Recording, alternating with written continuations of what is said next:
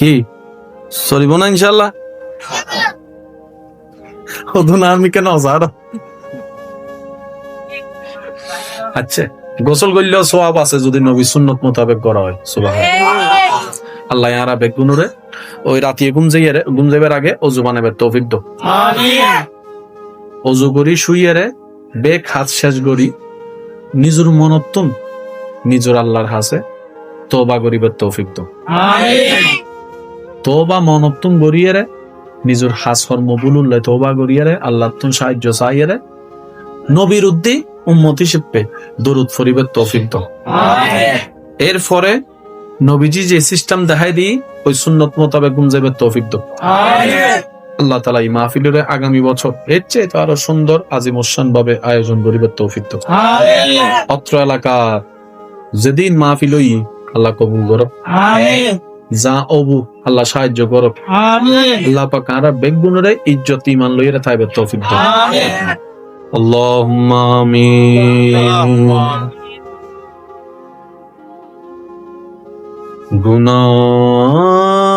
गुनाहों की आदत छुड़ा मेरे मौला मुझे नेके इंसान बना मेरे मौला गुनाहों की आदत छुड़ा मेरे मौला मुझे नेक इंसान बना मेरे मौला जो तुझको जो तेरे नबी को पसंद है हमें ऐसा बंदा बना मेरे मौला हमें नेक इंसान बना मेरे मौला अल्हम्दुलिल्लाहि रब्बिल आलमीन वस्सलातु अला नबीयिल करीम व आलिहि व আসহাবিহি আজমাইন। রব্বুল আলামিন সমস্ত প্রকার ভুল ভ্রান্তি ক্ষমা করে আজকের মাহফিলকে তোমার রহমতের দরবারে মওলা তুমি নিজ গুণে কবুল আর মঞ্জুর করো। এই মাহফিলকে যারা সাজিয়েছেন আল আনফাল যুব সংগঠনের প্রত্যেকটা সদস্যকে তুমি কবুল আর মঞ্জুর করো। আল্লাহ তাদেরকে সহযোগী হয়ে প্রত্যক্ষ পরোক্ষ প্রকাশ্যে গোপনে যারা যেখান থেকে যেভাবে সহযোগিতা করেছেন মওলা প্রত্যেক জনের হাজিরিকে খেদমতকে তুমি কবুল আর মঞ্জুর করো। আল্লাহ আমাদের জীবনে তো গুনাহে ভরপুর, অতীতের ঘাট ঘাটলে নিজের চেহারা আয়নাতে দেখতেও লজ্জাবোধ হয়। আল্লাহ তোমার জমিনে থেকে তোমার নিয়ামত খেয়ে বেশিরভাগ সময় তোমার এবং তোমার নবীর বিরুদ্ধাচরণ করে গুনাহ করতে করতে পাপের পাহাড় বানিয়ে ফেলেছি। রব্বুল আলামিন আমরা একটু আবেগপ্রবণ, আমরা একটু বুঝি কম, অনেক সময় বেশি বুঝি। আল্লাহ আমাদের ব্যর্থতা আমরা তাই স্বীকার করছি। আমাদের ভুল পথে চলার প্রত্যেকটা সময়কে আল্লাহ আমরা স্বীকার করে নিচ্ছি। আল্লাহ নিজের গুনার দিকে তাকালে তোমার সামনে হাত তুলতে ভয় লাগে, লজ্জা লাগে, এত গুনাহ আমাদের। কিন্তু যখন মনে পড়ে যায় আমাদের রব তো রহমান, আমাদের রব তো রহিম, আমাদের রব তো বড্ড দয়াবান।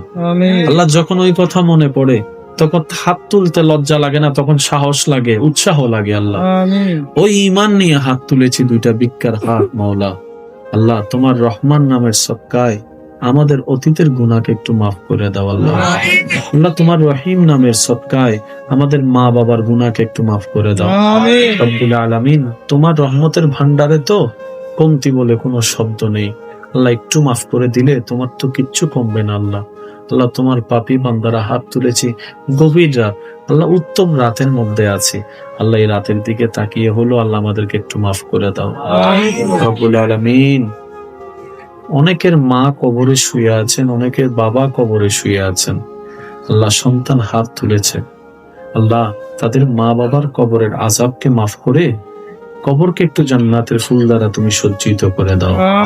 রব্বুল আলামিন, ইয়া আরহামার রাহিমিন, ইয়া করিমু, ইয়া সত্তারু, ইয়া খালিকু, ইয়া মালিকু, ইয়া আল্লাহ, তোমার প্রিয় বান্দা হয়ে যেন কবরে যেতে পারি সেই ইজ্জত আমাদের সবাইকে নসিব করো।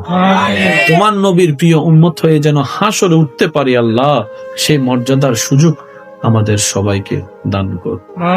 আল্লাহ পাক, যারা যারা দোয়া চেয়েছেন প্রত্যেক জনের নামে নামে দোয়া ফরিয়াদ তুমি কবুল করো।